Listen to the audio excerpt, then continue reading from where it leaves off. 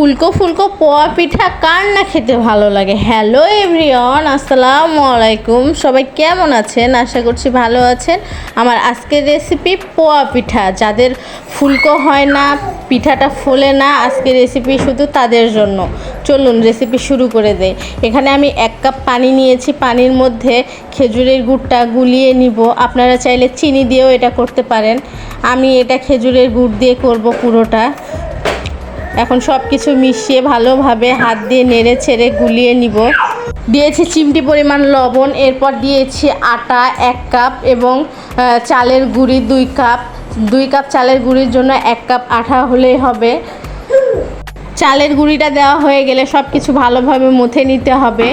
আপনি এটা যত ভালোভাবে মথে নেবেন, যত সময় ধরে মাখিয়ে নেবেন, তত ভালো আপনার ফুলকো হবে পিঠাটা। এবং আমি এখানে গুড়ের মধ্যে যে পানিটা দিয়েছিলাম ওটা একদম রুম টেম্পারেচার থাকা পানি। আমি কোনো কুসুম গরম বা গরম পানি দেই নাই। দেখুন আমি কিভাবে চটকিয়ে চটকিয়ে মথে নিচ্ছি। মথে নেওয়ার পর দেখুন ফাইনাল লুক আমার একদম মথে নেওয়া হয়ে গিয়েছে, একবারে স্মুথ হয়ে গিয়েছে। দেখুন ঘনত্বটা কীরকম রেখেছি, দেখুন আপনারা একটু দেখলেই বুঝতে পারবেন। ভালোভাবে লক্ষ্য করুন। এরপর 1 ঘন্টার জন্য রেস্টে রেখে দিব। ফিরে আসলাম 1 ঘন্টা পর। দেখুন ডোটা আমার একদম রেডি। আমি একটু নেড়ে চেড়ে নিব। দেখা যাচ্ছে একটু ঘন হয়েছে। আমি সামান্য পরিমাণ পানি দিব, বেশি পানি দেওয়া যাবে না, আবার পাতলা হয়ে যাবে। আমি 1 চামচ পরিমাণ পানি দিয়ে দিব। পানি দেওয়ার ভিডিওটা স্কিপ হয়ে গিয়েছে। দেখুন ঘনত্বটা কীরকম রেখেছি। এরপর চুলার মধ্যে একটা কড়াইয়ের মধ্যে তেল দিয়েছি। তেল গরম হয়ে আসলে আমি দিয়ে দিচ্ছি। আমি চামচের সাহায্যে এটা দিয়েছি। আপনারা যে যেরকম বড় বা ছোট করতে চান সেই অনুযায়ী চামচ নেবেন। আমি একদম মিডিয়াম সাইজের করেছি। প্রথমটা আমার একটু ছোট হয়ে গিয়েছে। দেখুন আপনারা যখন ভাজতে যাবেন 1টা 2টা হয়তো লেগে যাবে, তারপর সব কিছুই ঠিক হয়ে যাবে। ঘাবড়ে যাওয়ার কোনো কারণ নাই। আপনাদের দেখার সুবিধার জন্য আমি আরও 2টা আপনাদেরকে করে দেখাচ্ছি। দেখুন আবারও আমি দিয়ে দিলাম। দেওয়ার পরে আপনারা একটু চামচের সাহায্যে তেলটা উপরে উপরে দিয়ে দিবেন, তাহলে এটা ফুলবে।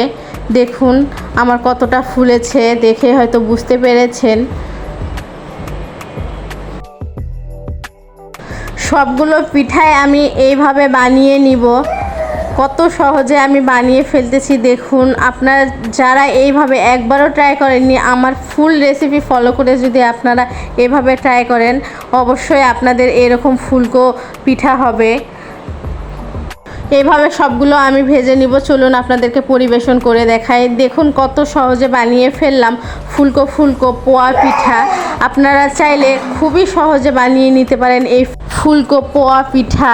যাদের ফুলবে না, আমার এই রেসিপি ফলো করে একবার বানিয়ে দেখুন, অবশ্যই আপনাদের ফুলবে। দেখুন কতটা নরম সফট হয়েছে।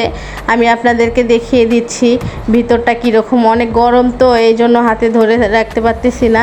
দেখুন আজকে এই পর্যন্ত। আবারও অন্য কোনো ভিডিও নিয়ে আপনাদের মাঝে চলে আসবো। সেই পর্যন্ত সবাই ভালো থাকবেন, সুস্থ থাকবেন, আর আমাদের সবার জন্য দোয়া করবেন। আল্লাহ হাফেজ।